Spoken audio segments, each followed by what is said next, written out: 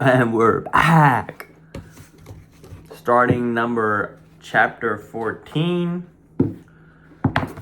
which is the sixth sense, the door to the temple of wisdom. Once again, I'm reading Think and Grow Rich by Napoleon Hill.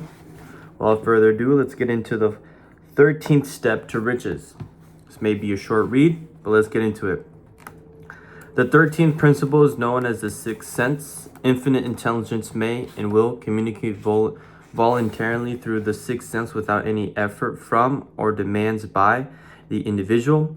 This principle is the apex of the philosophy. It can be assimilated, understood, and applied only by first mastering the other 12 principles. The sixth sense is a portion of the subconscious mind that has been referred to as the creative imagination. It has also been referred to as the receiving set through which ideas, plans, and thoughts flash into the mind. The flashes are sometimes called hunches or inspirations. The sixth sense defines description. It cannot be described to a person who has not mastered the other principles of this philosophy, because such a person has no knowledge or experience with which the sixth sense may be compared. Understanding of the sixth sense comes only by meditation through mixed development from within, through mind development from within. The sixth sense is probably the medium of contact between the finite mind of individuals and infinite intelligence. For this reason, it is a mixture of both the mental and the spiritual. It is believed to be the point at which the mind of individual contacts the universal mind.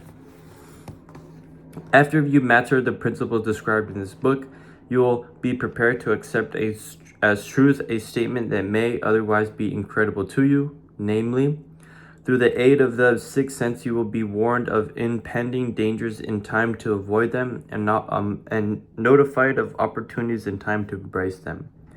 With the development of the sixth sense, there comes to your aid and to do your bidding a guardian angel who will open to you at all times the door to the temple of wisdom. You will never know whether or not this is a statement of truth, except by following the instructions described in the pages of this book or some similar procedure. The author is not a believer in nor an advocate of miracles. He has own knowledge of nature to understand that nature never deviates from her established laws. Some of her laws are so incomprehensible that they produce what appear to be miracles. The sixth sense comes as near to being a miracle as anything I have ever experienced, and appears so only because I do not understand the method by which this principle is operated. This much the author does know, that there is a power or a first cause or an intelligence which permeates every atom of matter and embraces every unit of perceptual energy.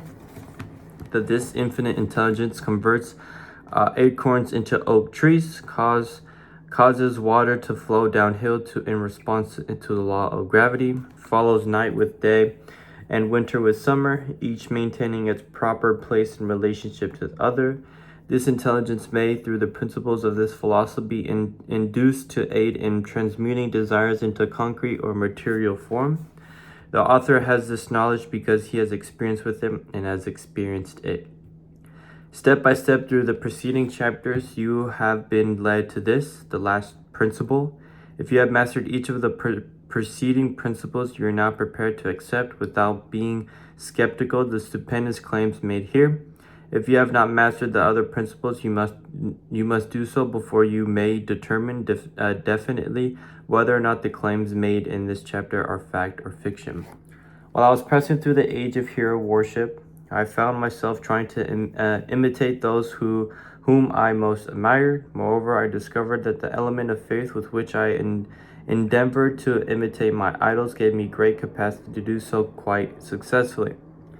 I have never entirely devastated myself to this habit of hero worship, although I have passed the age commonly given over to such. My experience has taught me that the next best thing to being truly great is to emulate the great by feeling and action as closely as possible.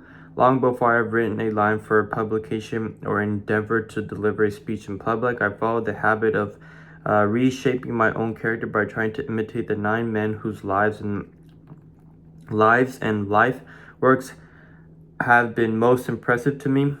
These 9 men were Emerson, Paine, Edison, Darwin, Lincoln, Burbank, Napoleon, Ford, and Carnegie. Every night over a long period of years, I held an imagery council meeting with this group, whom I called my invincible counselors. The procedure was this: just before going to sleep at night, I would shut my eyes and see in my imagination this group of men seated with me around my council table. Here I had not only an opportunity to sit among those whom I considered to be great, but I actually dominated the group by serving as the chairman. I had a very defined purpose in indulging my imagination through these nightly meetings. My purpose was to rebuild my own character so it would represent a composite of the character of my imaginary counselors.